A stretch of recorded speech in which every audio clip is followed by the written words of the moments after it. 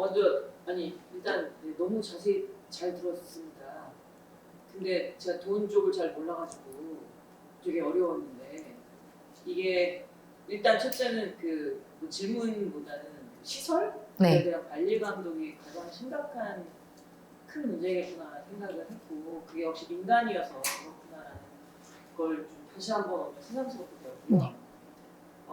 이제 다른 분들 질문하실 텐데 제가 먼저 질문 드리고 싶은 거는 일단은 그 아주 그냥 기본적인 건데요. 여기 말씀해 주신 그 요양보호사 숫자 네. 한 4만 명, 4만 5천 네. 명 이게 지금 자격증을 갖고 있는 사람들 숫자인지 아, 아니면 활동하고 있는 숫자인지 이거를 알 수 있는지 좀 싶어요. 이건 고용되신 분들. 고용되신 네, 44만 명은 이 숫자는 고용되신 분이고요. 자격증 가지신 분들은 160만 명이라고 들었습니다. 자격증은 누구나 다 따고 있습니다. 그러면은 이제 그 다음에 실제로는 지금 그 45만 명 중에서 지금 이 노동조합에 가입된 분은 몇 퍼센트인지 아직 0.1도 안 되는 것 같고요.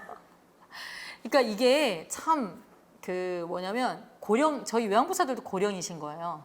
그리고 노동조합은 늘 빨갱이였던 거고, 그리고 또 하나는 우리 요양보호사들이 갖고 있는 특징이 늘 참고 그냥 일하시는 거였어요. 그리고 되게 봉사정신이 없으면 하기 힘든 일이거든요. 저도 현장에서 일했지만 제가 이제 42에 신 요양보호사 일을 시작을 했는데 정말 힘들더라고요. 제 엄마가 이제 좀 어릴 때부터 그 20대부터 저희 어머니가 이제 그 병원에 많이 누워 계셔가지고 간병을 오래 해봤기 때문에 요양보호사 일을 하는 게 어렵지는 않았어요. 근데 정말 이게 본인에 대한 헌신성이나 그러니까 그렇게 쥐꼬리만큼 월급도 제대로 못 받으시면서도 그냥 이 일이 떠나도 그냥 요양보호사 일을 계속 하시더라고요. 그러니까 정말 타고난 일이 아니면 실은 어르신들 대소변 받아내는 게 쉽지는 않잖아요. 저도 제 엄마는 하기 힘들었거든요. 엄마는 구박하고 막 이렇게 되는데 현장에 갔더니 그건 또 되더라고요. 그런 것처럼 실제 쉽지 않은데 이 요양보호사들이 노동조합이라는 걸 접하시기에는 너무 큰 벽이기도 했어요. 그래도 이게 세상이 조금 바뀌어서 촛불 항쟁 이후로는 많이 바뀌어서 우리 권리를 주장하는 목소리들이 높아지기 시작하면서 실제로 이제 노동조합 저희도 결성할 용기를 낸 거고, 그래서 지금 현재는 저희 가입서를 내셨던 분들 3,500명은 되세요. 저희 노동조합은. 근데 이 문제는 이제 요양 사측이 노동조합이 들어오면서 너무 피곤해지시니까 너 노조 가입한 거 알아? 이렇게 막 다 찌르고 다니셔가지고 실제로 모르는데도 불구하고 우리 선생님들이 이렇게 다 재발절이셔서 막 이렇게 중단하시기도 하시고 실은 이제 그냥 고이 살란다라고 하시기도 하고 그러고 계셔서 실은 이제 많이 들쑥날쑥한데 저는 요것도 또한 우리 요양보호사들이 많이 좀 몸으로 익히는 시간들이다라는 생각이 들어요. 지금 최근에는 실은 올해가 코로나여서 저희도 요양보호사들 만나기가 너무 어려웠거든요. 왜냐면 만나고 나면 실은 이분들이 무급으로 쉬셔야 되는 상황이 되기 때문에 저희도 이제 많이 주저했는데 최근에는 요양 원장들의 워낙 갑질들이 워낙 심하니까 아예 집단으로 지금 찾아오셔서 몇 군데가 벌써 이번 달만 100명이 가입을 하셨더라고요. 그래서 찾아오셔서 지금 교섭하자고 도저히 이 갑질을 못 견디겠다 이렇게 오시는 분들이 많이 있으세요. 일단 그러면 저 다른 질문 듣고 좀 더 네. 네, 안녕하세요. 너무나 잘 들었습니다. 그리고 현장에서 너무 애쓰시는 것 같은데 어떻게 이제 함께 할 수 있을지 고민해봐야 된다는 생각이 좀 들고요. 몇 가지 좀 궁금한 것들이 또 많이 해소가 됐습니다. 사실 저희가 센터에서 그 전에 요양보호사님들 한 300분 정도를 이제 실태 조사를 했었어요. 이분들의 하루 일과표 이런 것도 받아보고 제일 궁금한 게 왜 이분들은 보육교사에 비해서 보육교사를 300명 했는데 왜 이분들은 보육교사에 비해서 근로 시간이 적을까? 가 가장 큰 의문이었어요. 그래서 사실은 이 휴게 시간 이야기를 몰랐기 때문에 자발적으로 어떤 시간의 자율성을 원하나 이런 생각 생각을 했어요. 사실은. 음. 그리고 그것 때문에 임금이 낮다. 그렇다면 이분들이 근로를 더 해야 되는데 왜 안 할까? 저희는 그 방문 요양 서비스가 이제 한 사람당 4시간, 3시간으로 제한돼 있어서 네네. 혹시 그 문제인가라고 생각을 했는데 그것도 있겠지만 지금 말씀 들어보니까 어떤 임금을 조절하는 방식으로 그쵸. 지금 휴게 시간이 활용됐다는 네. 이게 되게 아이러니한 게 어린이집은 휴게 시간이 없다고 난리거든요. 근로기준법이 그렇더라고요.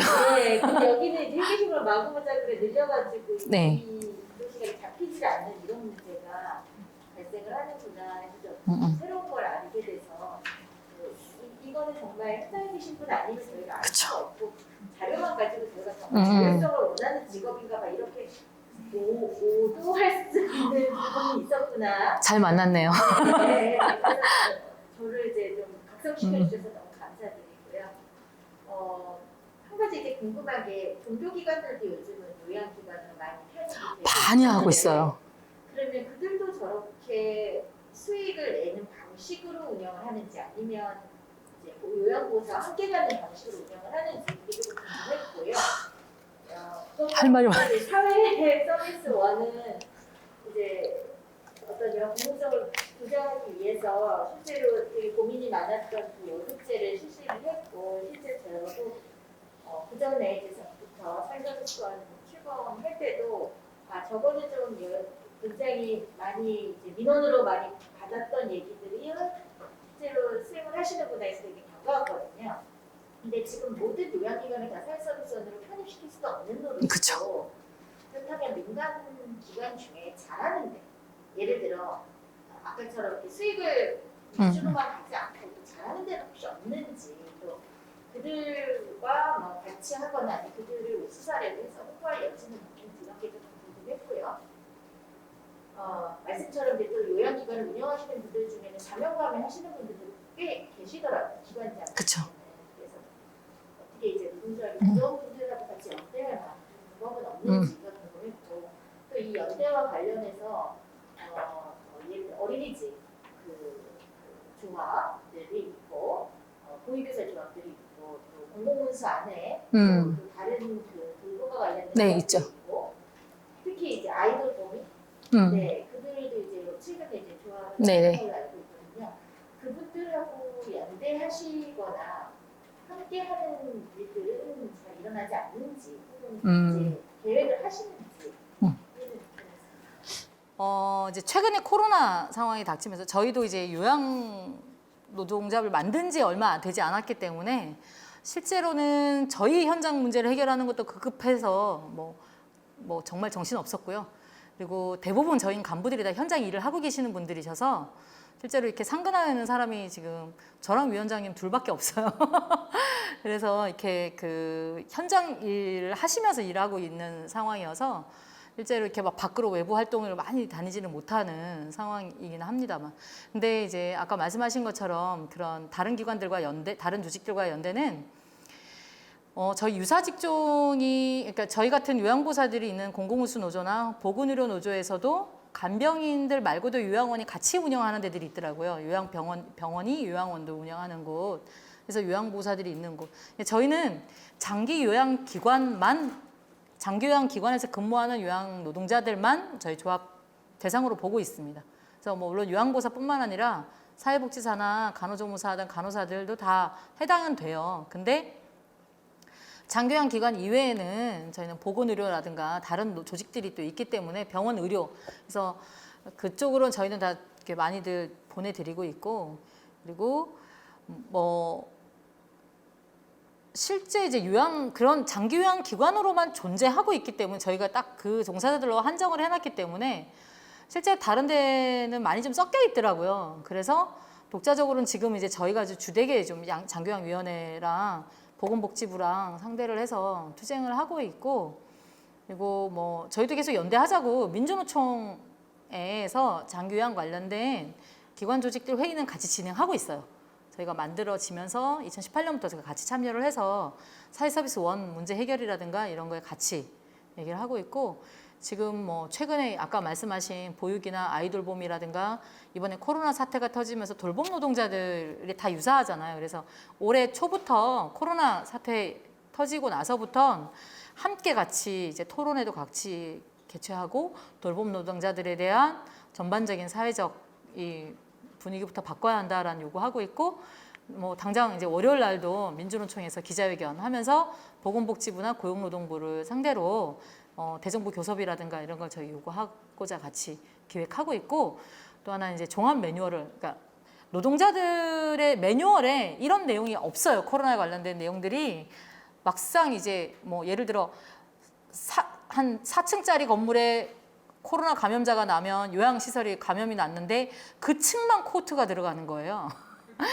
다 왔다 갔다 같이 하시는데 어머 식당도 같이 쓰시고 하는데 그 층만 코트 들어가 버리면 이거는 실은 방역도 아닌 거잖아요. 이것도 되게 웃긴 건데 이런 식으로 방역 지침이 나와 있기 때문에 이거는 온전한 방역 지침이 아니다. 그래서 방역 지침에 대한 매뉴얼을 저희도 민주노총 차원으로 제안하기로 하고 매뉴얼에 대한 토론을 좀 진행하기로도 하고 그렇게 좀 하고 있습니다.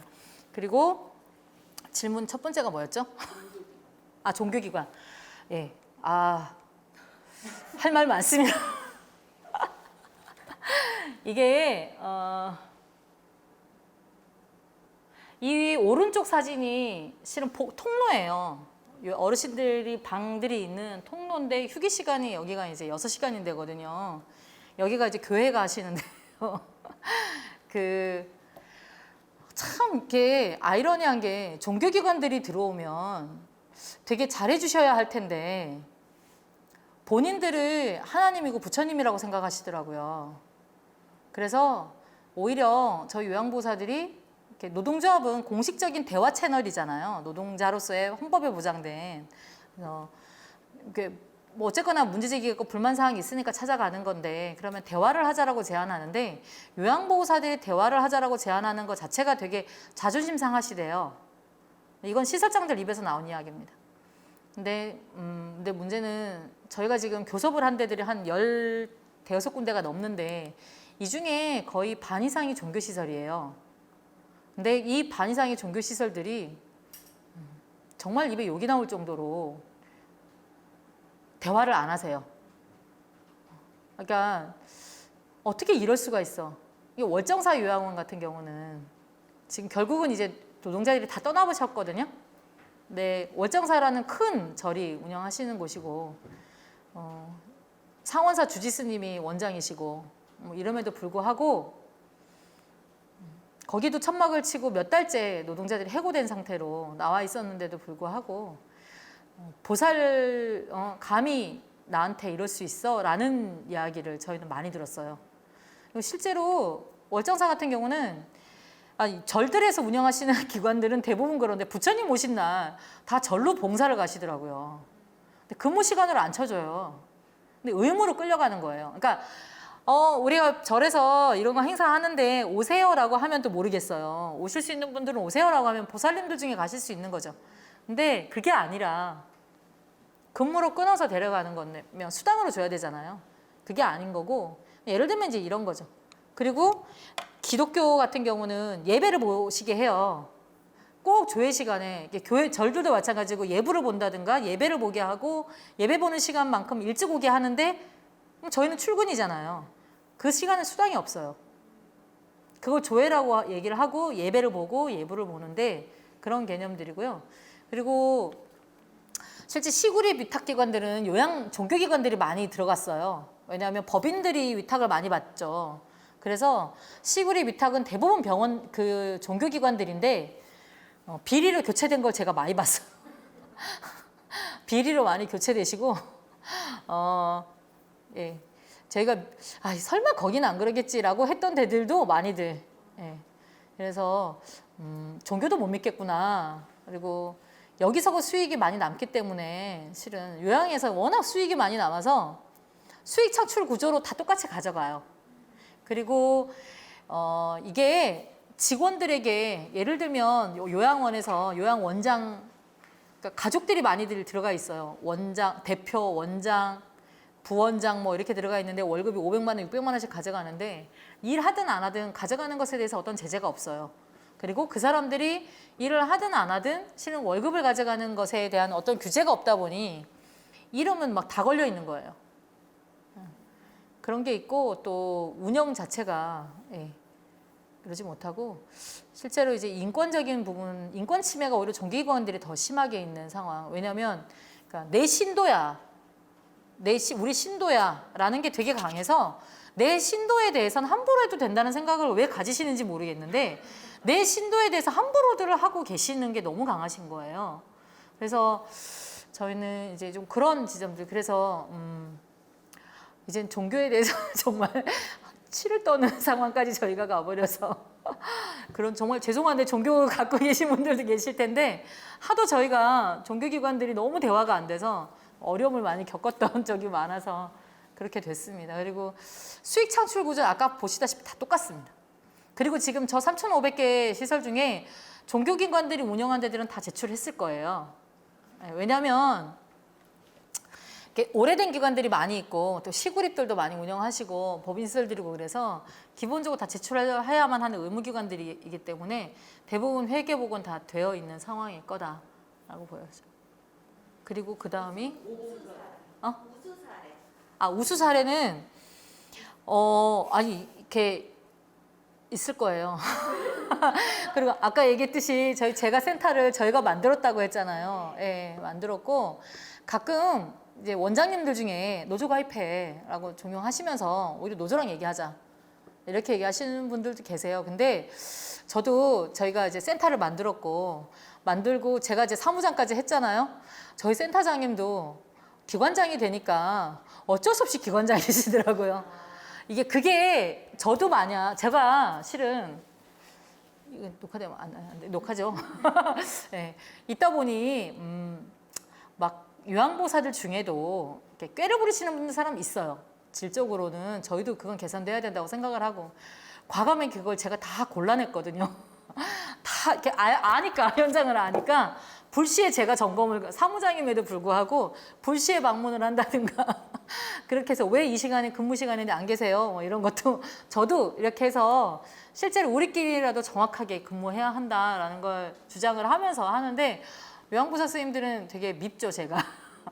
근데 이제 그거 하다가 제가 올라왔거든요. 근데 막상 관리자가 되니까 그 관리자 마인드로 갈 수밖에 없는 게 있어요. 그게 있는데 저는 이제 지금 저희가 이제 서울시 용역으로 요양보호사들 인건비에 대한 요양보호사들에 대한 인건비 급여 문제, 급여 기준 문제, 뭐 직급, 승진제도 이런 걸 이제 연구를 하시는 팀이 계시는데 그분들과도 같이 이제 토론할 때도 기관장님들이 같이 참여하셔서 이야기도 해요. 그래서 저희 실제로 모범적인 사례가 있고 교섭을 통해서 이제 발견되어지는 사례들이 있으면 저희도 같이 적극적으로 전파를 하고 또 그 기관장님들 중에는 이제 또 상도 받으시는 분도 계시고 지자체에서 그런 것도 저희가 적극적으로 함께는 하고는 있습니다. 근데 그게 이제 뭐 많지가 않아서 그러긴 한데 어쨌든 함께 살자는 건 저희는 동의를 하고요.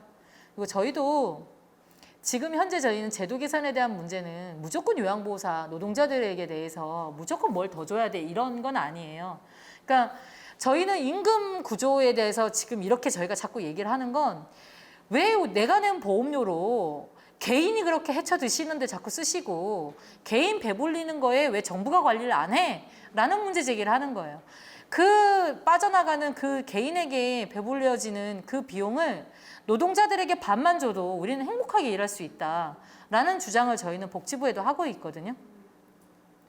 실제로 그걸 다 줘. 되게 무리한 걸 요구하는 게 저희는 정말 이렇게 뭐 여기에 뭐 월급 300만 원, 400만 원 줘 이것도 아니고 300만 원 받을 수도 있는 거죠. 근데도 불구하고 정말 일한 만큼이라도 제대로 좀 줘봐봐 라는 걸 요구를 하는 거고 또 하나는 정부가 정할 때는 임금을 정해놔놓고 왜 정해진 임금을 저희에게 공표도 안 하고 이걸 주라는 걸 왜 의무화시키지 않느냐라는 거예요. 그런 게 저희는 되게 속상하고 답답해요. 근데 행정이라고 하는 게 너무 웃긴 게 제도가 생겨난 지가 벌써 12년 차인데 아직도 핑퐁 게임 하고 있어요. 자신들끼리. 복지부는 전체 뭐 뇌관이라고 하면 지자체가 원래는 관리하는 주체로 되어 있거든요. 이 시설을 등록하고 폐지하는 관리 주체는 다. 그리고 건강보험공단은 말 그대로 이제 어르신들 등급 내고 요양보호사가 일을 한 것을 체크를 하고 제대로 일을 수행했는지 서비스를 줬는지 이것만 체크해서 실제로 하는 정도지 돈에 대한 관리 책임은 없어요. 그건 지자체가 가지고 있어요. 근데도 지자체는 또 자신의 권한이 아니라고 또 자기는 모르겠다고 얘기를 하세요. 그래서 이런 게 너무 실은 어디도 책임을 안 지려고 하고 어디도 이제 내놓은 상태. 그러다 보니 너무 이렇게 많은 수익 창출할 수 있는 구조여서 우후죽순 막 끼어 들어오는 이런 상황. 여기에 실은 저희는 노동자들이 죽어나는 동안 저는 어르신들이 다 피해본다라고 봐요. 저도 제 친정 엄마가 요양원에 계시거든요.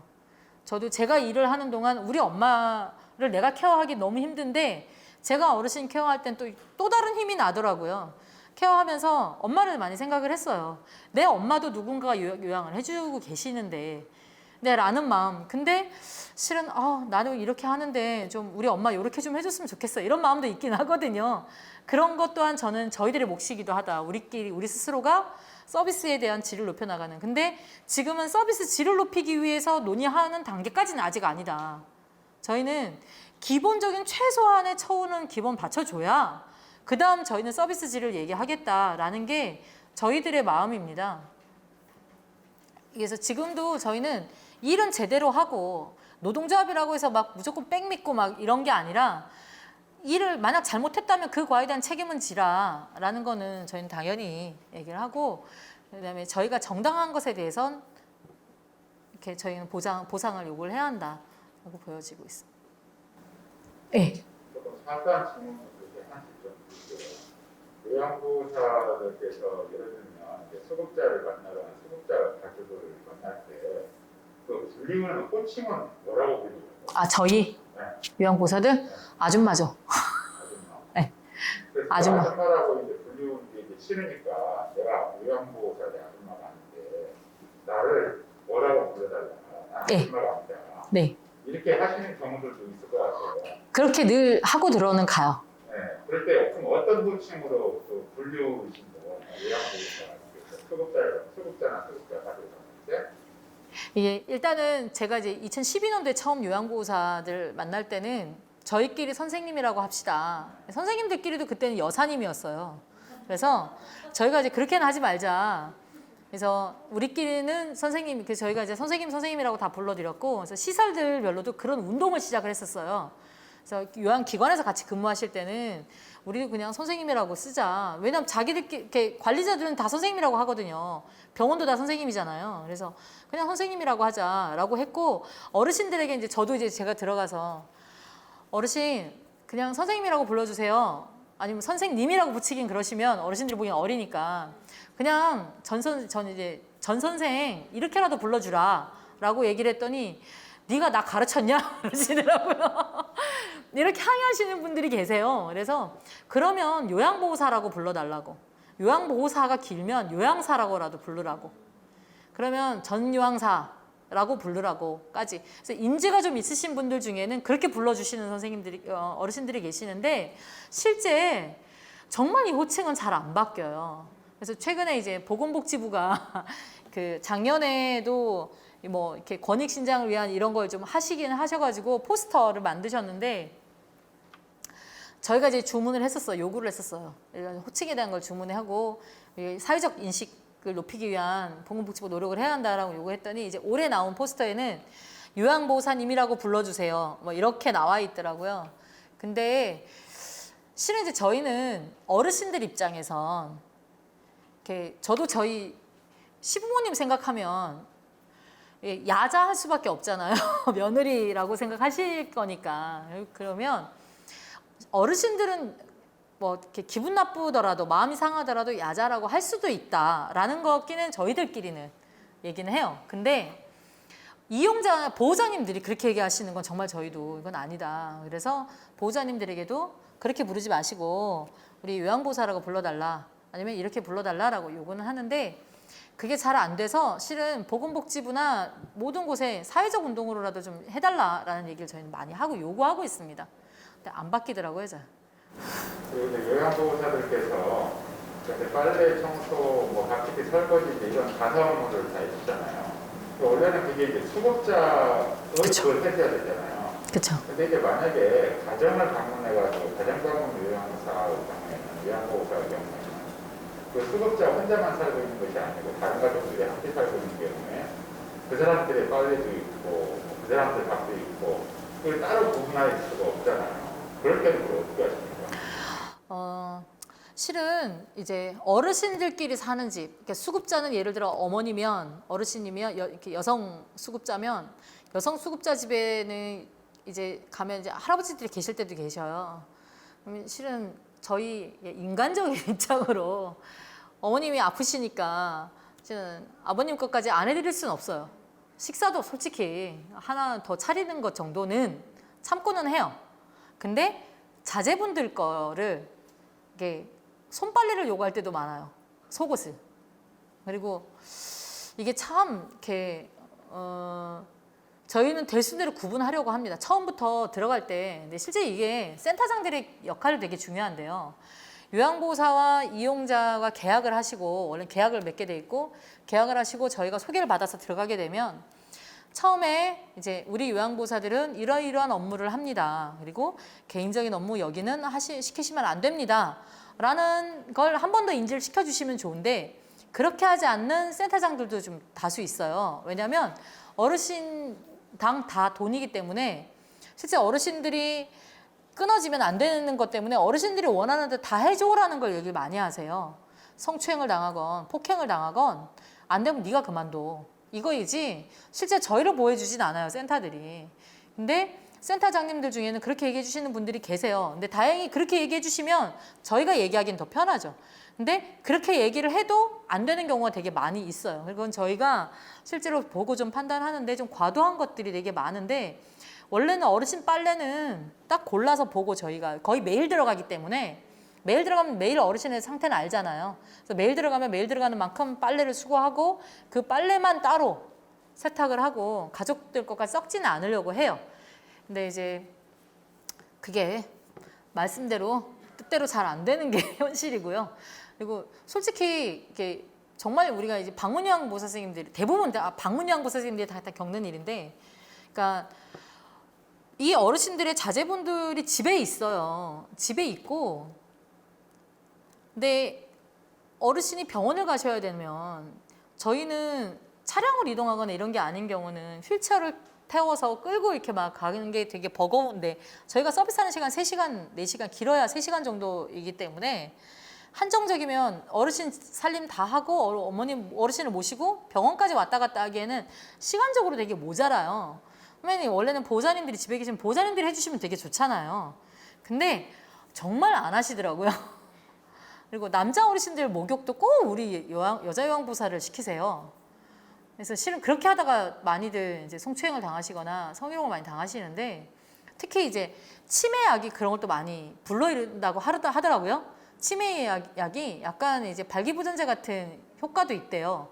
그래서 실제 그런 경우도 되게 많이 당하기도 하고 근데 이런 게 이제 보호자들 중에 자녀제분들이 아드님들도 같이 사시는데도 불구하고 그러면 좀 해주시면 좋은데 실제로 그런 게 잘 안 되고 다 여기에다가 몰리게 되는 상황이 이게 좀 되게 좀 이렇게 뭐 해야 되나 역할 분장이라고 하기엔 어르신에 대한 케어니까 저희도 참고는 하지만 좀 이렇게 어떤 때는 과한 게 들어오는 게 있는데 이거는 정말 저희는 이제 요양에 대한 장기 요양에 대한 인식과 이런 게 좀 사회적으로 좀 많이 같이 이제 교육되어지고 같이 훈련되어질 게 필요하겠다라는 생각이 많이 들었습니다. 두 가지만 더 드릴게요. 수급자가 건강 상태가 그래도 좀 양호한 상태부터 아주 중증까지 여러 단계가 있을 수 있잖아요. 네. 그런데 이제 요양보호사는 특별히 그 단계에 따른 훈련을 받거나 그런 건 아니고 그냥 전부 다 요양보호사면 어디를 관여에 따라서 그 역할을 하잖아요. 네네네. 실제로 그런 요양 업무에 종사하실 때 그 요양 그 수급자의 건강 상태에 따라서 그 중증에 따라서 정말 요양보호사도 거기에 맞게 음. 수준에 맞게 교육도 이루어져야 되고 그분들 그 정도에 맞게 좀 전문적으로 맞습니다. 요양이 제공돼야 된다. 그렇게 생각하시는지. 그건 저는 정말 전적으로 이게 보면은 뭐 그게 별로 차이가 없더라고요. 맞습니다. 전적으로 동의하는데 실은 그런 내용까지는 저희도 이제 많이 질문을 많이 못 받기도 했는데 오늘 그렇게 지적해 주셔서 너무 감사한데요. 실제 저희는 되게 그걸 원해요. 뭐냐면 저도 제가 자격증을 따고 처음 요양원에 들어갔는데 그전에 주간보호센터랑 방문요양만 하다가 요양원에 딱 들어갔더니 요양원의 업무는 또 완전히 다른 거예요. 생활시설이다 보니까. 근데 가르쳐주는 건 요양보호사들끼리 배우는 것밖에 없어요. 그러니까 어르신을 케어하는 거, 기저귀 케어부터 시작해서 어르신 상태를 보는 거랑 이런 게 따로 어떤 교육이 없고 요양보호사들끼리 업무 인식을 받는 것밖에 없더라고요. 그러다 보면 선배 요양보호사가 한 대로 저는 배울 수밖에 없는 거예요. 이게 전문적으로 예를 들어 거동이 아예 불편하신 분들에 대한 책으로 배우는 거죠. 저희가 시험 볼 때 배우는 교재. 그리고 실습도 나가면 실제 그런 어떤 케어에 대한 전문으로 해주지는 않거든요. 현장에서 요양시설들이나 이런 곳에 계시는 뭐 복지사님들은 간호사님들이나 이런 분들이 오히려 뭐 이렇게 만약에 어르신 부축할 땐 이렇게 해야 해요. 한 번이라도 더 얘기해 주시면 좋겠는데 그런 게 전혀 없어요. 저도 아까 그 방금 이렇게 박사님께서 얘기하신 것처럼 실제로 좀 그런 지점에 대한 좀 전문적인 이런 게 좀 피드백이나 이런 것도 오고 갔으면 좋겠고 또 한편으로는 또 저희 같은 경우는 오랫동안 어르신을 지켜보게 되잖아요. 그래서 어르신의 상태 변화나 이런 거에 대해서 되게 많이 알고 있어요. 오히려 사회복지사나 간호사나 가끔 와서 들여다보고 가는 관리자들보다 어르신의 상태에 대해서 되게 많이 알고 있는데 만약 어르신에게 좀 긴급한 상황이 생겼을 때 저희 요양보호사들에게는 어떤 자문도 구하지 않아요. 그냥 이렇게 딱 겉으로 드러나는 모습만 보고 근데 저희가 보기에는 그렇게 대처하면 안 될 것 같은데 우리가 보기에는 이 어르신은 지금 상태는 좀 이런 상태인데 어쩌다 한번 모시는 분은 전혀 그렇게 인식을 못할 때도 있거든요. 그래서 약을 처방하거나 여기에 잘못되게 처방될 때도 있었어요. 근데 이것에 대해서 우리에겐 전혀 어떤 의견도 구하지 않고 우리는 그런 걸 말하면 안 되는 거예요. 어디 가서 어르신들 보호자들하고 저희는 대화를 나눠도 안 돼요. 요양시설에서는 저희 대화 못 나누게 해요. 이렇게 그런 지점들까지 해서 실제로 이제 어르신 이용자들 서비스를 놓고 보면 피드백이 서로 오고 가는 게 되게 중요하다고 저는 보는데 그런 거에 대한 어떤 게 전혀 없다라는 거랑 말씀하신 대로 서비스 어르신의 상태에 따른 서비스에 대한 또 매뉴얼 이런 게 지금 책으로만 존재하거든요. 책으로만 나와 있어서 그런 게 필요할 것 같아요. 그 요양 이 돌봄의 질과도 이제 맞아요. 보는데 맞습니다. 그러니까 요양보호사들 현재는 그냥 요양보호사를 총괄적으로 있는데 거기에는 경력도 있고 또 그런 경중에 따라서 그걸 대하고 처리하고 하는 그런 능력과도 관련이 있을 것 같아요. 네. 그래서 요양보호사의 그 질을 높이기 위해서도 요양보호사 다 통칭해서 요양보호사 네네. 예를 들면 요양보호사 1급, 요양보호사 2급, 요양 3급 이런 식으로 그런 체계도 있고 거기에 따라서 교육도 있고 그 숙련도도 있고 그렇죠. 그리고 이 봉사하는 그런 이게 방문 요양으로 가벼운 거를 하는 거냐 아니면 요양원에서 굉장히 중증의 그런 네네. 프로그램을 제공하는 거냐 네. 그런 것이 필요할 것 같은데 앞에 그 이야기 맞습니다. 마지막으로 좀 오늘 제목 중에 하나가 공공성 강화였어요. 결국 공공성 강화라는 것은 정부 관리가 있어야 된다는 말씀하시는데 결국은 지금 우리나라의 그 돌봄 체계는 정부가 직접 하기보다는 정부는 이런 돌봄에 관한 것들을 대개 민간에 위탁을 하고 민간을 지원하고 그렇죠. 이제 민간에서 이제 이루어지게 하는 거잖아요. 근데 공공성 강화라는 건 결국은 민간이 아니라 예를 들면 보육원도 그런 사립 보육원 이런 것이 아니고 네. 국공립 보육원을 더 많이 지어라. 네. 그래서 공공성을 높이라 이런 것처럼 네. 지금 말씀하시는 것도 노인 요양에 관한 것도 이 민간에 맡기지 말고 정부가 직접 관여해서 예를 들어서 국공립 시설 이걸 늘리고 네. 뭐 방문 어떤 이런 것도 어떤 식으로든 정부가 네네. 민간에 그렇게 부탁하지 말고 직접 하라.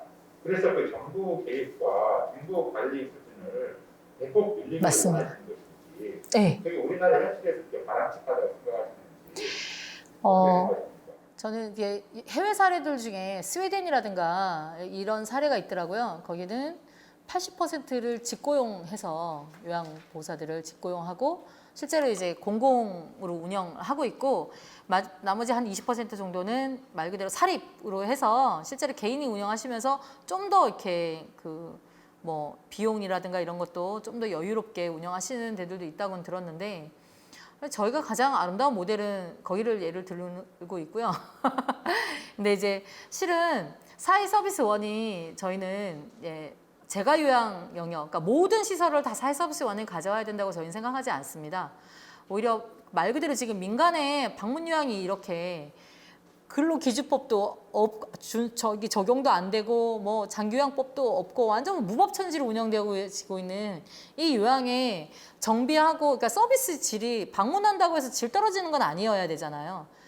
오히려 지금 커뮤니티 케어라고 실제로 이제 그 마을에서 그 집에서 실제 노후까지 다 보내자라는 게 지금 사회운동화되고 있는 것 같던데 그러면 그렇게 하기 위해서는 실제 방문 요양에 대한 질이나 이게 체계도 다시 고민해야 되는 건데 그게 저는 사회 서비스 원이 이제 이 흩어져 있는 민간들을 지금 다시 정비하고 정리하고 공공에서 운영하면서 실제로 이제 좀 정돈할 수 있다. 그러니까 방문 요양은 경쟁에 있다 보니까 제가 센터들이 정말 교회 이상으로 많아요. 건물 하나당 방문 요양 센터가 있고 어르신들 수급에 대한 것 때문에 본인 부담금을 개인이 내야 되는데 센터장이 대신 내주고 요양보호사에게 월급에서 떼가거나 이런 경우들도 있고요. 안 그래도 박봉인데 실제 이걸 되게 악용하는 사례들이 너무 많이 존재해요.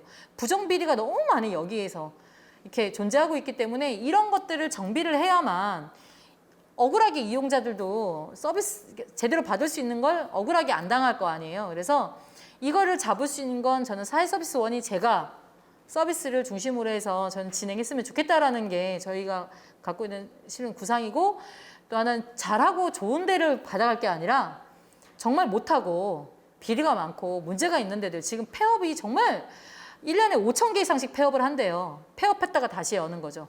언니 오빠한테 팔고 형제들에게 팔고 막 명의 바꾸고 이런 게 지금 너무 많거든요. 그래서 이런 데들 영업정지 먹는 데도 지금 되게 많아졌거든요. 그래서 이런 데들이 차라리 사회서비스원으로 귀속돼서 어차피 그렇게 할 거 서비스를 제대로 받게 해야 하니까 좀 그렇게 하면 실제로 노동자들만 좀 편안해져도 서비스는 되게 마음 편히 갈 수도 있고 또 하나는 개인적으로 막 어떻게 하면 비용을 더 남길까 고민할 걸 공적으로 운영이 되면 서비스를 어떻게 하면 더 잘할까를 연구할 수 있지 않을까라는 생각이 들어서 실제로 사회서비스원을 적극 활용하는 것과 또 하나 국공립 요양시설 확충은 저희는 계속 보육시설만큼이라도 확충해라. 지금 서울시에 서울시립요양원이 없습니다. 세곡동에 있는 서울요양원은 건강보험공단이 운영하는 요양원이고요. 시립요양원이 군포랑 용인에 있어요. 서울시립요양원이 서울시에 없어요.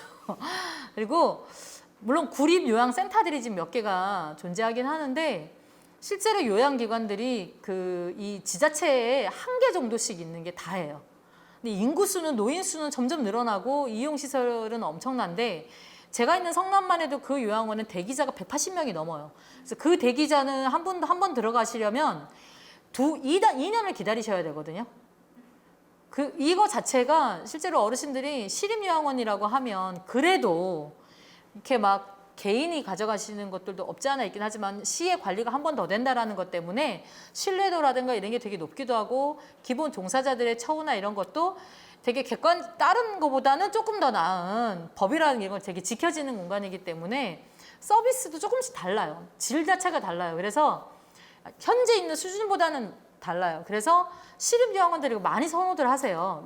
민간 위탁인데 이런 민간 위탁보다는 지금 되게 공공용으로 많이 가고 있고 그러면 공공용에서 어차피 투자하고 하실 거 그리고 시립요양원들은 대부분 다 건물이 다 시 거예요. 저희도 작년에 알았는데 성남시 시립요양원이 계속 그 병원이 운영했었거든요. 위탁을 받았었는데 그 건물은 성남시 거라고 하더라고요.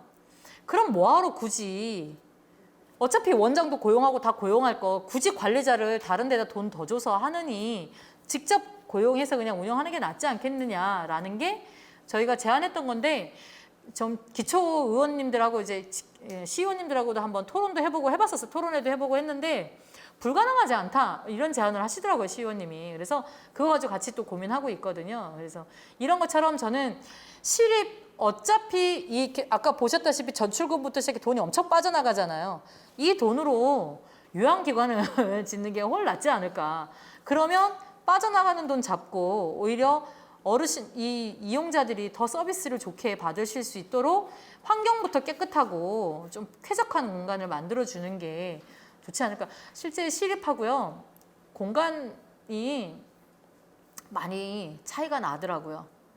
이게 어르신들 저도 제 어머니를 모시기 위해서 요양원 많이 돌아다녔는데 정말 이렇게 보시면 건물들마다 있을 수 없는 공간들이 요양원들이 많이 있잖아요. 저는 저렇게까지 해야 하나. 근데 그렇게 하고도 돈이 남는 거거든요.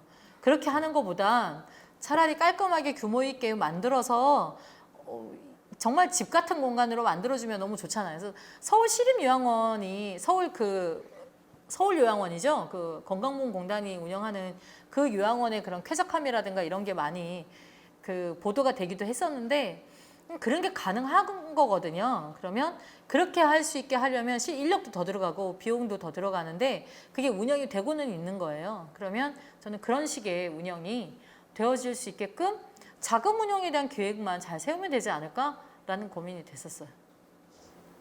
정말 너무너무 잘 들었고요. 궁금하던 것도 진짜 많이 해결이 됐는데 이제 휴게 시간 문제 같은 경우에 저는 이제 어린이 쪽, 아동돌봄 쪽을 많이 보다 보니까 너무 놀라운 거예요. 저 개념의 차이가 그렇다고 해서 휴게 시간이 보장이 안 되면 또 너무나 힘드실 수 있기 때문에 그렇다면 이 휴게 시간을 그렇게 남겨먹지 않는 방향으로 적정하게 만약에 이걸 도입을 하려면 어떻게 하는 게 좋다고 방안이 있으신지 적정 휴식 시간 보장에 대해서 어떻게 보시는지 궁금하고 그리고 또 하나 굉장히 중요한 걸 오늘 깨달은 게 저희가 이제 여러 논의를 할 때 항상 그 돌봄에 투자를 많이 하면 돌봄의 질이 높아질 것이다라는 게 이제 그래서 정부는 점점 더 돌봄 경제도 투자를 해야 된다라는 것만 생각을 했지 그 투자한 돈이 돌봄 노동자분들에게 안 가고 다른 쪽으로 살 거라는 생각을 잘 못한 거예요. 그래서 이제 굉장히 중요한 부분을 알게 됐는데 그렇다면 물론 이제 장기적으로는 뭐 공공을 늘릴 수도 있고 여러 가지 방법이 있겠지만 그게 안 되는 현 상황에서 빨리 뭔가 개선할 수 있는 방안 중에 아까 말씀하신 게 그런 게 공표가 안 돼 있다, 모르고 있다라고 하는데 예를 들면 요양보호사 분들은 그러면 내가 받는 돈과 정부가 측정한 시가의 차이 이런 것들에 대한 현장에서는 일하시는 분들이 잘 모르고 계시는지 그리고 마스크값 이런 것들도 그냥 정말 다 모르고 계시고 만약 그게 다 공지가 돼서 이렇게 포스터로 다 붙으면 주세요라고 하실 수 있잖아요. 그래서 그런 부분이 어떤지 좀. 실제로 저희 노동조합이 생겨나면서 그러니까 이런 정보들도 저도 몰랐던 거예요. 노동조합이 생겨나면서 이제 이런 뭐 보건복지부의 자료를 장기영위원회 민주노총에서 한 분이 들어가시기 때문에 그분들을 통해서 저희가 받고 장기영위원회를 대응 준비를 하는 회의를 그러니까 이제 관련되어 있는 노조들이 모여서 같이 논의도 하는 과정에서 정보들을 알게 되는 거죠. 그리고 이렇게 알게 되면서 저희가 이제 많은 요양보호사들에게 이제 알리기 시작했어요. 그래서 우리 급여가 2018년도에 처우 개선비가 없어지고 실제 월급이 225만 원 책정되어 있었어라는 걸 그때 알게 되면서 이렇게 되어 있습니다라는 걸 얘기를 많이 해요. 근데도 이게 진짜 이렇게 고시나 이런 걸로 아예 그 공고문으로 나가지 않는 공고나 지침으로 내려가지 않는 한 원장 시설장들이 워낙 이렇게 다 차단을 해버리기 때문에 정말 구석구석까지 많이 그러니까 요양보호사 44만 명이잖아요. 알기 힘들고 요양시설들은 그래도 이렇게 입소문이 나서 알게는 되는데 방문요양은 한 번 근로계약서를 쓰러 센터에 가서 근로계약서 쓰고 나면 어르신과 연계가 되고 전화로 연계돼서 바로 그 집으로 출근하기 시작하면 센터에 올 일이 없어요. 그리고 같은 센터에 같은 직장 동료임에도 불구하고 누가 직장 동료인지도 몰라요. 그리고 또 하나는 A 어르신은 그러니까 오전 어르신이 A 센터면 오후 어르신은 B 센터에 소속될 수도 있어요. 그래서 방문 요양보호사는 A 센터의 소속도 아니고 B 센터의 소속도 아니고 애매모호한 게 있을 수 있어요. 오전 근무하는데 60시간 미만이고 오후 근무도 60시간 미만이면 그러면 둘 다 하면 100시간은 넘잖아요. 통합해서 그 사대보험 책정되지 않아요. 여기서도 60시간 미만, 저기서도 60시간 미만이면 이분은 사대보험이 어디도 가입이 안 돼 있어요. 이게 이런 게 그러니까 실제 방문요양보호사들이 갖고 있는 특징 자체가, 그러니까 이게 고용 불안이라고 얘기하고, 이게 사회서비스원이나 지금 빠르게 대책이 필요하다고 하는 건, 이런 정말 고용 시장이 특수고용이 아닌데 특수고용 형태인 거예요. 근로계약서를 쓰고 있지만 어떤 것도 아니에요. 그래서 이렇게 어르신 집이 오늘부터 오지 마 그럼 잘리잖아요. 실업급여도 못 받아요. 왜냐하면 해고가 아닌 거예요. 법적으로는. 그리고 해고를 안 당하기 위해서 내가 버티고 있어요. 내가 사직서를 안 쓰고 버티면 월급은 없잖아요. 그러면 다음 어르신 소개해줘야 되는데 센터가 소개를 안 해주면 그만인 거예요. 센터가 그냥 이 사람한테 더 이상 뭐 퇴직금도 안 주고 그러려면 굳이 소개시키지 않으면 되는 거예요. 그러니까 그냥 고용이 유지가 안 되는 상황이죠. 그래서 결국 이 선생님은 마냥 기다릴 수가 없기 때문에 또 다른 센터에 이력서를 다 집어넣어서 어르신과 연계되는 데 가서 또 일을 하는 게 떠돌아다니면서 일을 하게 되는 거예요. 그래서 제가 요양보호사가 지금 3분의 2 정도를 차지하고 있거든요. 44만 명 중에. 3분의 2가 제가 요양보호사인데 제가 요양보호사들이 이런 형태로 근무를 하고 있다 보니 말 그대로 노동조합도 접하기가 쉽지 않아요, 이분들은. 그리고 노동조합을 통해서 뭔가가 집단의 힘을 모아서 내 센터를 바꿔보자 이것도 안 되시는 거고 내 센터에 누군가 같이 일하는 사람이 있다라고 하면 알면 같이 뭐라도 힘을 모아서 센터장한테 뭐라도 해보겠는데 이런 게 아예 구조적으로 안 되게 되어 있어요. 그래서 실은 저희는 시설 중심으로는 지금 되게 많이 저희한테는 문의도 오고 집단적으로 이제 모여져서 이런 교육도 하고 하는데 방문 요양 선생님들이 저희가 만나기가 너무 어려워서 정말 길거리에 서서도 돌려보고 찌라시도 돌려보고 어르신들 많이 사신 임대 아파트 앞에서도 돌려보고 다 했는데 정말 이게 쉽지는 않더라고요. 그러다 보니 또 권리를 많이 빼앗기시는 것도 많이 있고 그래서 저희는 사회서비스원이 되게 중요하다라고 보는 게 있어요.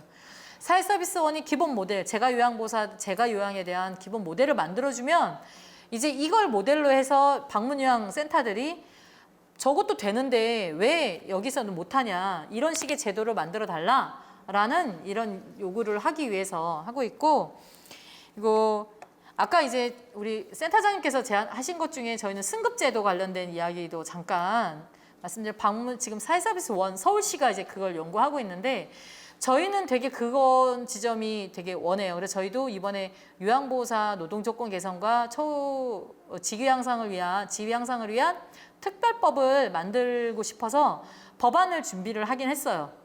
근데 이 법안 내용에 요양보호사에 특별법으로 해서 이런 그 승급 승진에 대한 내용도 있습니다.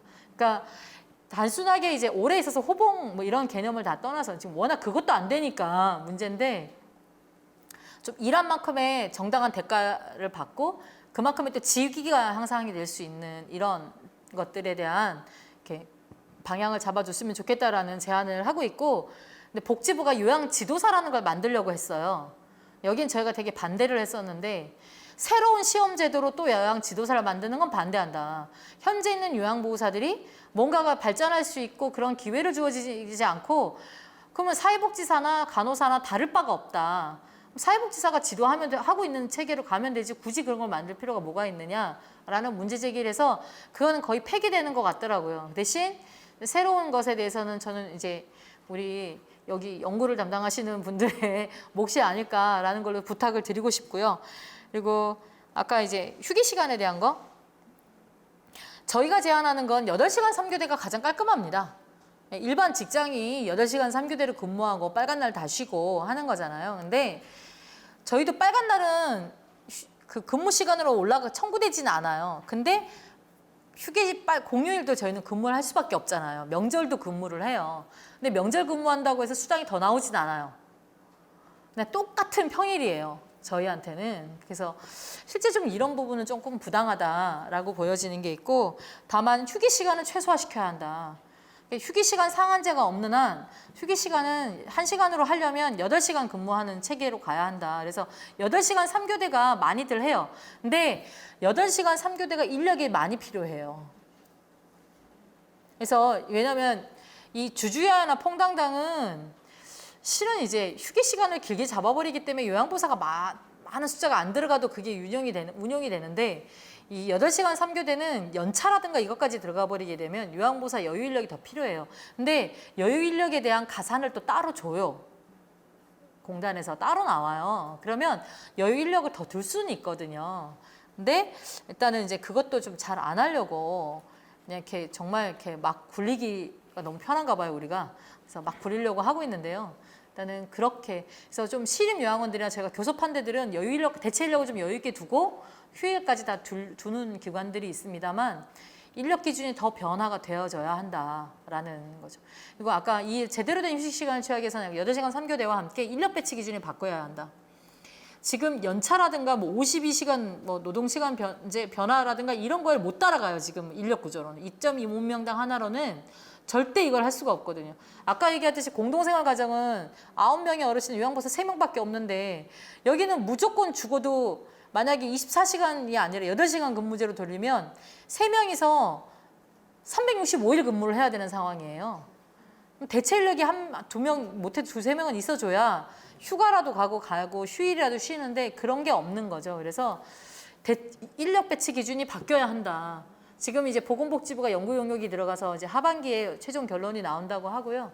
저희 노동조합이 작년부터 이제 이걸 인력 배치 기준 변화를 요구를 하면서 연구 용역 들어갔다고 저희는 들었습니다만 이제 아까 야간 휴게 시간 얘기하면서 정부에서는 인력 배치 기준을 얘기를 하고 있고 여기에 돌봄 노동자들 더 추가해야 한다, 더 많이 양산해야 된다라는 법안 이렇게 요구를 하고 있는 걸로 알고 있습니다.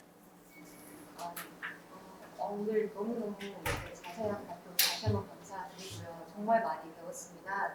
사실 제가 가지고 있던 질문들은 앞서 선생님들께서 미리 해주셔서 잘 참고를 하였고요. 저는 그냥 오늘 발표를 들으면서 제가 좀 새롭게 깨달았던 것들, 남는 어떤 메시지들 몇 가지를 좀 그냥 간단하게 공유를 드리고 싶어서 이렇게 말씀을 드리자면 일단 하나는 그러니까 코로나 상황에서 정말 취약계층은 더 취약해진다라는 게 와닿는 것 같아요. 그리고 이 요양보호사들 안에서도 또 진짜 더 힘드신 분들은 더 지금 그나마 있는 자원들도 활용을 하기가 어려우시겠다. 노동조합이 이렇게 생성이 돼서 여러 도움을 주려고 하고 계시지만 사실 뭐 원장의 압력 때문에 가입을 했다가 또 나오시는 분들도 계시고 또 실제로 생계가 너무나 이제 급박하게 달려있는 분들 같은 경우에는 어쩔 수 없이 이런 불합리한 상황에서도 일을 계속 하셔야 될 테고 또 휴게 시간도 부족한 마당에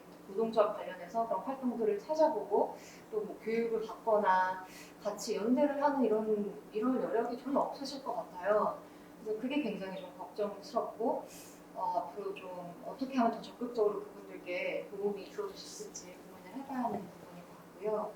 그리고 또 한 부분은 진짜 이제 요양보호사분들의 역할 중에서 어쩌면은 진짜 건강 관리 차원에서 가장 최전방에 계신 분들이거나 특히 이 코로나 상황에서는 더더욱이 고령층이 병원에 가기가 어려워지는 상황인데 갈수록 정말 요양보호사분들이 가장 가까이에서 노인분들을 모니터링하고 건강 상태를 지켜보는 그 정보들이 굉장히 더 중요해지겠구나.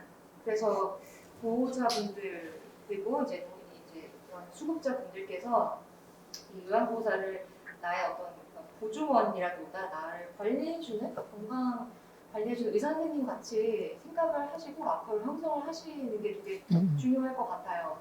그래서 뭔가 문제가 생겼을 때 같이 함께 그동안 지켜봐온 컨디션들에 대해서 우선적으로 자문을 구할 수 있는 분들로 고려를 진짜 해야 되겠다. 저도 다시 한번 그렇게 좀 요양보호사들에 대해서 생각을 해볼 수 있게 되는 것 같습니다. 네, 감사합니다. 감사합니다. 네, 우리 교수님 옆에. 저는 질문이 이렇게 많을 거라고 생각해서 앞에 짧게 했습니다. 그냥 이거는 제가 저희가 연구하다 보니까 드는 생각인데 아주 막연한데요. 그냥 정말 개인적인 혹은 조직적인 경험이나 가능성에 대해서 여쭤보고 싶은데, 그러니까 지금 라이시라는 사람 아무튼 그쪽 한 분이 이분들 이번에 필수 노동자 굉장히 중요하게 돌봄 노동을 담당하고 있는 사람들을 어떤 중요한 노동군 계급으로 이제 명명을 했는데 그걸 보면서 이제 민주노총 내에서나 아니면 실은 우리는 연대할수록 강하다잖아요. 근데 저희가 이제 아동 돌봄하고 노인 돌봄을 같이 연구를 한 이유가 어쨌든 돌봄의 면에서 상당히 유사한 면이 있고 굉장히 다른 면이 있지만 근데 연대할수록 강하다라고 했었을 때 아까 말씀하신 대로 보육교사들이나 뭐 아이돌이나 요양보호사나 간병사나 이렇게 아주 기본적으로 장애인 활동 보조원이나 기본적으로 이제 돌봄을 하는 사람들이 점점 넓혀서 그렇죠. 지금 서비스 연맹 산하에 계신데 예를 들면 돌봄 노동자 네트워크 아래 뭐 이렇게 있다거나 이런 식으로 우리가 갈 가능성이 있을지 가능성을 꿈꿀 수 있을지 생각하실 수 있을지 아니면 그 말도 안 되는 얘기다인지 그냥 개인적인 의견과 조직적인 상황을 좀 듣고 싶었어요. 저기 이제 노동조합 경험이 이제 3년도 안 된 저한테 너무 과한 제가 노동조합을 하고 있을 거라고는 상상도 못했던 진짜 요양보호사 일하면서 제가 노동조합을 할 거라고는 상상도 못했었거든요. 근데 노동조합을 하고 있어서 깜짝 놀랐는데 저도 실은 이제 지금 이 작업이 코로나 닥치면서 말 그대로 연대가 되어지면서 민주노총 내에서도 이 돌봄 영역들이 지금 계속 고용안전망 총연맹 이제 내에서 고용안전망 돌봄 노동자 고용안전망 대응 회의라는 제목으로 저희가 모여 있어요. 이게 다 이제 말씀하신 그 직군들이 다 여기 들어와 있고요.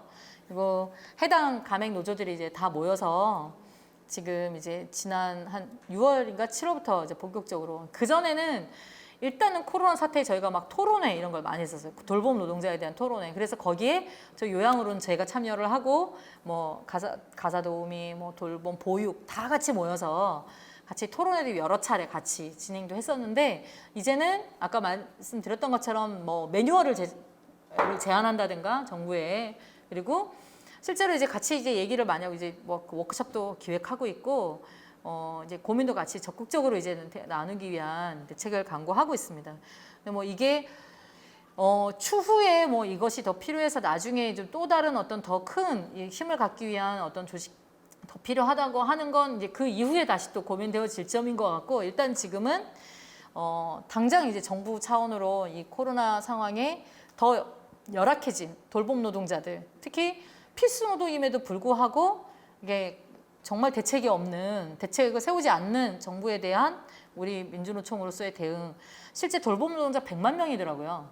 요양보호사들이 약간 이게 47만 명인가가 한 50만 명 가까이가 되어 있고 그다음에 보육 종사자들이 30만 명 그리고 장애인 활동 보조사가 8만 5천인가 그리고 나머지 기타 해서 실제 지금 돌봄 직군이 100만 명 정도가 되는 거예요. 민주노총 차원으로 이제 자체에 그래서 이게 민주노총으로 봐도 되게 작지 않은 엄청난 숫자죠. 거기에 이제 요양이 되게 큰 비중을 차지하고 있어서 향후 좀 이런 대응을 지금 같이 고민하고 있고 아까 월요일날 기자회견부터 시작하고 다음 10월에 이제 워크숍이랑 해서 좀 요 팀들이 계속 유지되어지면서 향후 대응하기 위한 방법, 정부와의 교섭 이런 것까지 하고 있고요. 그래서 그 이후의 발전에 대해서는 아직 제가 그리기에는 너무 미약해요. 근데 저는 우리가 어쨌든 저희 다 우리 국민이잖아요. 단순하게 뭐 어떤 노동자들만의 이익 이런 개념이 아니라 우리 모두가 다 같이 잘 살기 위해서 하고 있는 거기 때문에 그런 대의적인 차원으로 제가 다 이렇게 함께 고민하고 풀어갈 수 있는 사람들이라고 저는 믿고 있습니다. 그럴 거라고 믿습니다. 거기에 저도 한 가지 마지막으로 좀 부탁을 드리면 제가 이 자리를 부담스럽지만 마다 않고 달려온 건 요즘 이제 많은 연구하시는 교수님들을 만나게 되거든요. 예전에는 작년까지만 해도 뭐 그럴 여력이 안 돼서 못 뵙기도 했고 그렇게 연구하시는 분들도 많지 않으셨어요. 근데 올해 좀 많이 생기시는 거 보면서 되게 감사하고 그리고 우리 요양에 대해서 실은 많이들 잘 모르시더라고요. 그래서 제가 이렇게 길게 기자님들 저 찾아오면 저랑 2시간 가까이 저랑 대화를 이렇게 나누거든요.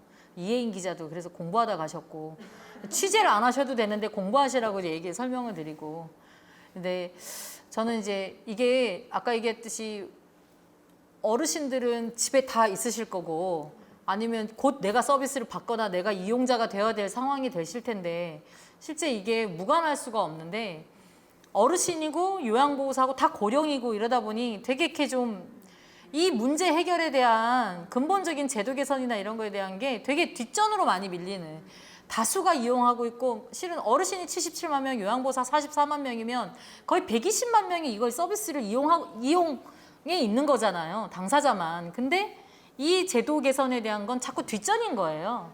저는 그런 게 너무 안타까웠어요. 그래서 좀 더 많은 분들과 같이 교감 나누고 싶어서, 그리고 앞으로 연구해 주시는 거에 저희 이야기가 어느 정도 좀 반영이 돼서 이렇게 좀 힘을 받을 수 있었으면 좋겠다라는 마음으로 찾아뵌 거고요.